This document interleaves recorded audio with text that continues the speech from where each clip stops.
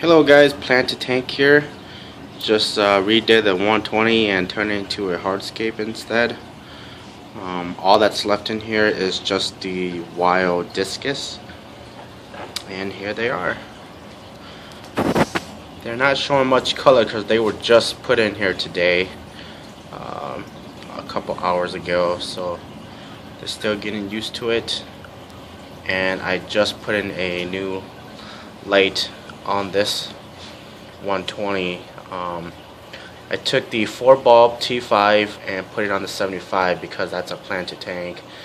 And in here I put I just put on 2 new T8s, 32 watts instead of the T5s. So soon I want to add a couple freshwater stingrays in here as well. That's what I would want to do.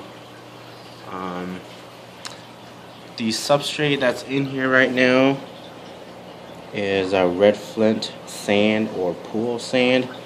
They're not fine like your play sand or stuff like that. They're more grainier.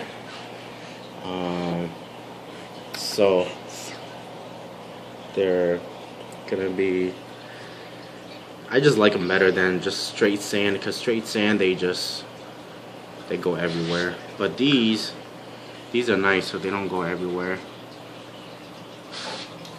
So let's get another shot here.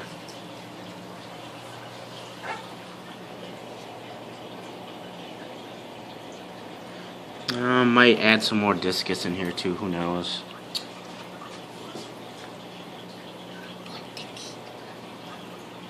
So,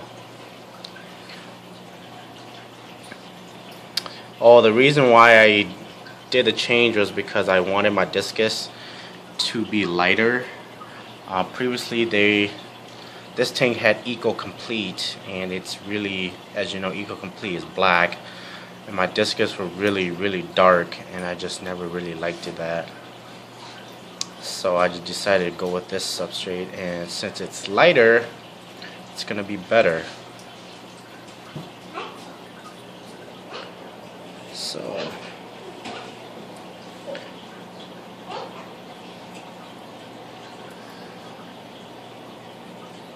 I don't know why they're all staying in that little corner over there. But again, this is the 120 Fat Boy.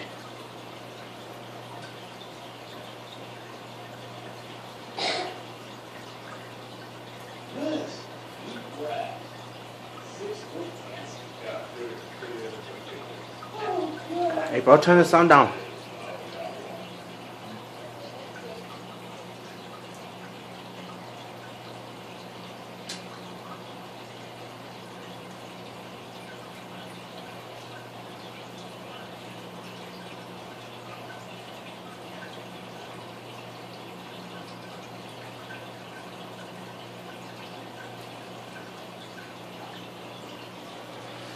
And these big rocks here, they're here for a purpose, because this big stomp here will not stay down. It wants the bigger piece right here, or section here, keeps wanting to float up, while this section down here sinks. But so I have these 2 big rocks here in the meantime to hold it down until it wants to hold itself down, or until it's soaked in water.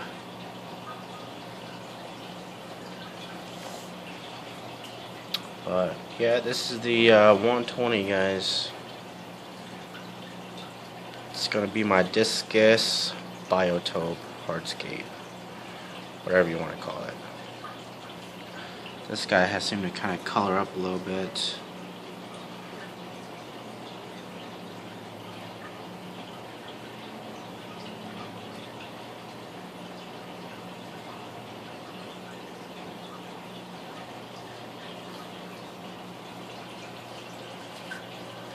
So yeah, we'll see how this goes. I haven't had this kind of substrate in here before, so hopefully it won't give me problems like the sand where there was a lot of air that keeps getting trapped in here, and there's like LG pockets and stuff like that. It was just a terrible experience, and I can tell you right now from experience, I'm never doing sand again, or fine sand. This is probably the finest I'll ever do, because it actually looks really nice, and it's got a grain. It's grainy. That's the way how I can describe it. And I absolutely love my wild discus. This guy actually looks like it's a red spotted green taffy. And this one, I don't think it's spotted, but one side's got some black spots on it.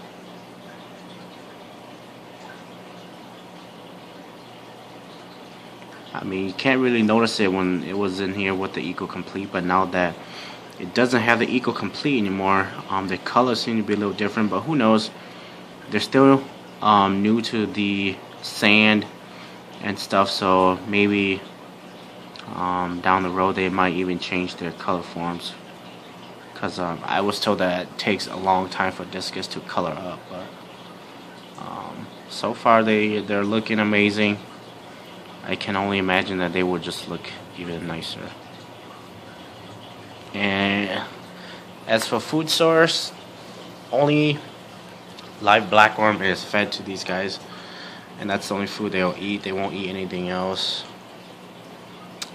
We still have the 2 Magnum 350s that's running this bad boy, and then the 450 watt Aqua Top digital heater. Converted one of the 350 to a Tom's surface skimmer, because I hated that surface film that always builds up, and this one doesn't have any plants, so it doesn't matter.